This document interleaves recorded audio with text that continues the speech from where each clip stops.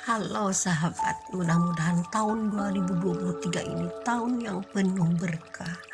Nah, ini kemungkinan nih untuk teman-teman yang di antaranya ada mungkin tahun baru ini ingin merantau ke kota besar, ingin merubah nasib cita-citanya kan. Nah, kota besar yang mana aja? Yang mana aja nggak apa-apa. Tapi kalau di Indonesia mungkin yang kota besar itu ya Jakarta, Surabaya, Medan, Bandung ya. Nah, ini ada mungkin pengalaman-pengalaman saya ini bisa teman-teman jadikan contoh, misalkan untuk 3 bulan pertama kita di rantau seperti apa. Nah, ini terutama untuk teman-teman yang belum menemukan pekerjaan atau memang yang perginya ini ya udah pergi-pergi aja deh gitu kan, dengan bekas seadanya, dengan mungkin ada uang hanya untuk bayar kos selama 3 bulan atau hanya untuk makan 3 bulan karena mungkin numpang di rumah saudara ya. Nah, saya dulu pernah dengan strategi seperti ini nih.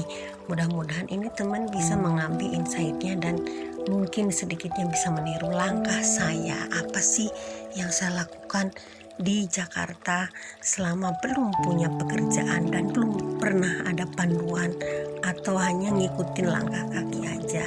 Nih teman-teman, yang baiknya, yang positifnya boleh dicoba ya.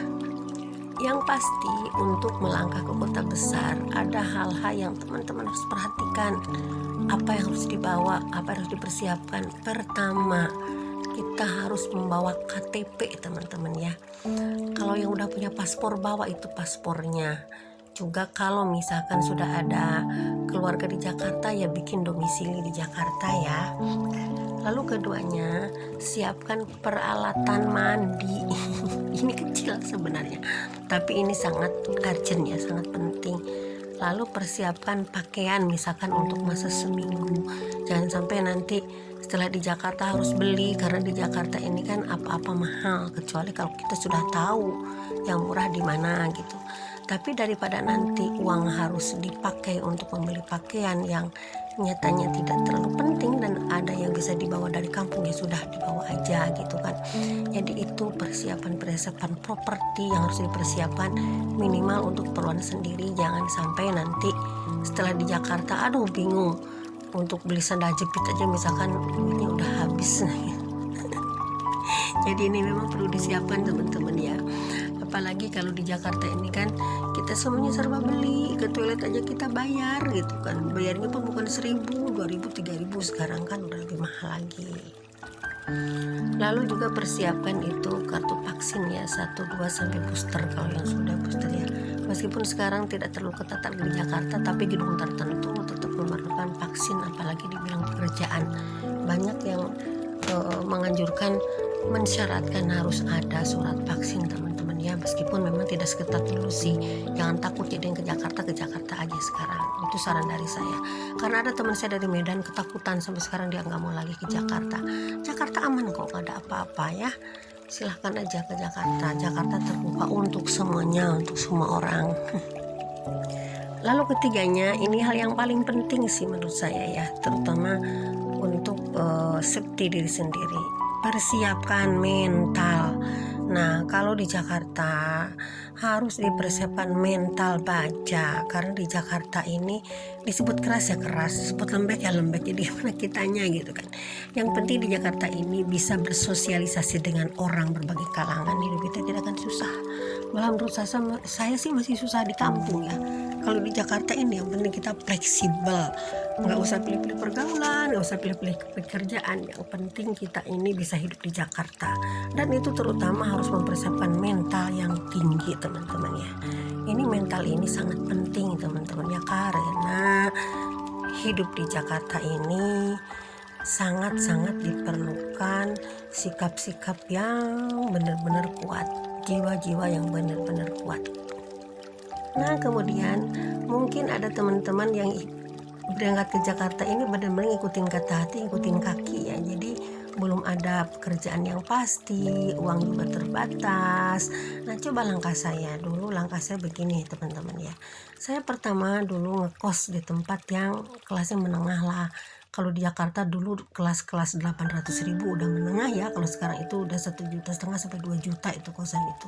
dulu saya 800.000. Nah itu saya tiap hari saya memasukkan lamaran ya, saya bikin cari-cari referensi ya, tapi saya pergi ke suatu tempat tiap hari, saya dandan biasa seperti orang kantoran ya, tapi saya di sana hanya diniatkan tidak mencari pekerjaan, tapi saya diniatkan saya mau keluar rumah, saya ingin menolong orang lain gitu kan, padahal saya sendiri harus ditolong.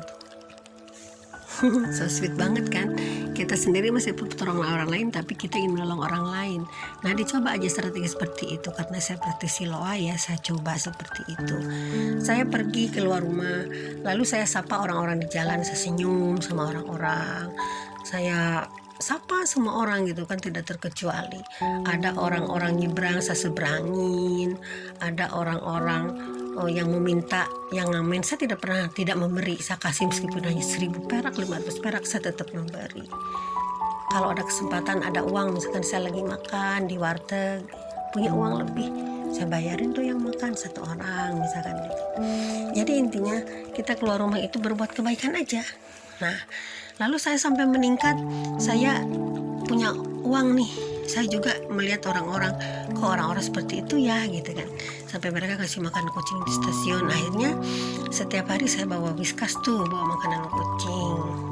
Nah saya tiap hari kalau ada kucing di stasiun, apa di terminal, apa di mana ya, itu pas saya lewat saya kasih makan. Ternyata itu menunggu rasa bahagia teman-teman ya. Nah meskipun belum mendapatkan pekerjaan, alhamdulillah itu duit ada aja, dari mana aja. Sampai saya lakukan itu sekitar 1 bulan aja teman-teman ya, saya lakukan 1 bulan. Nah waktu itu kehabisan uang, saya hampir kehabisan, tapi tiba-tiba ada aja yang menolong. Nah jadi uang itu tidak pernah habis di rekening meskipun belum kerja ya, karena saya itu niatnya menolong orang lain. Ternyata setelah kita menolong orang lain, Tuhan menolong kita juga gitu. Nah sampai akhirnya saya ketemu sama sebuah bisnis baru ya, yang dari luar negeri, dari Mesir ya.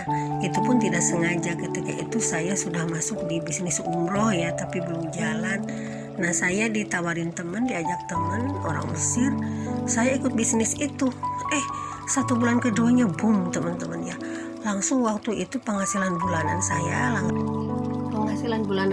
bulan pertama aja langsung 3 juta, bulan kedua 5 juta, bulan ketiga 6 juta, 10 juta, 12 juta, 15 juta.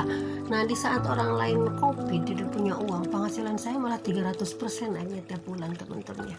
Nah itu kan keajaiban. Saya sendiri bukan orang jaringan yang memang benar-benar udah pernah sukses, bukan teman-teman ya, tapi tiba-tiba sampai member saya se-Indonesia ada 24.000 waktu itu. Luar biasa kan. Nah ini dari mana kalau bukan keajaiban alam semesta. Sementara saya tidak nyari orang sebegitu banyak, saya cuma ngajak orang 3 orang aja, itu pun teman-teman di Jakarta. Tapi tim saya dari Aceh sampai Papua itu ada teman-teman, hanya dalam jangka 4 bulan.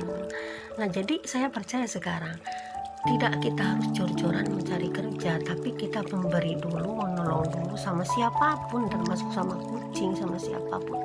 Itu berkahnya besar sekali.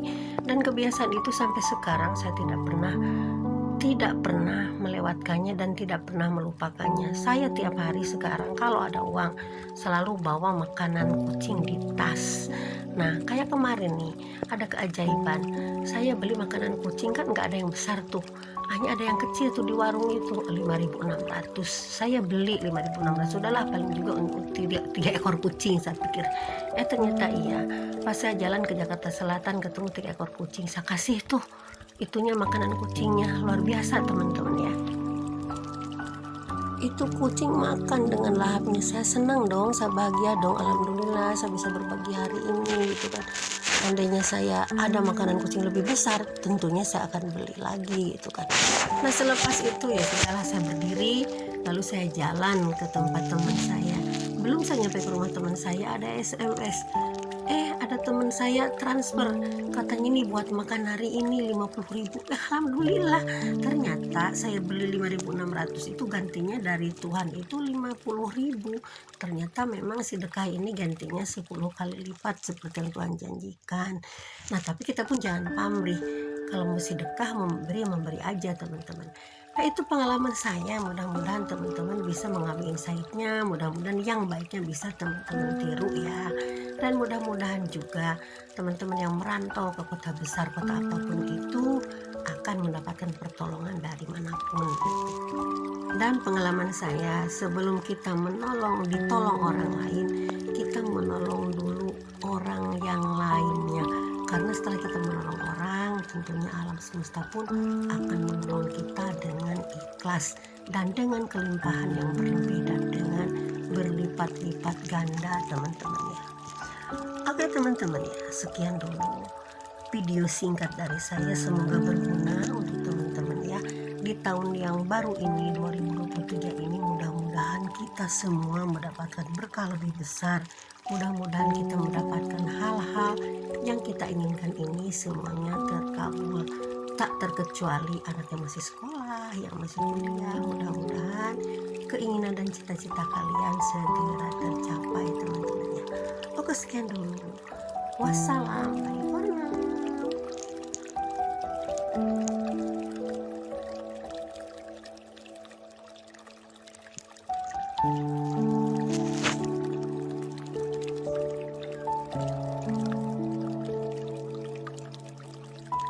now.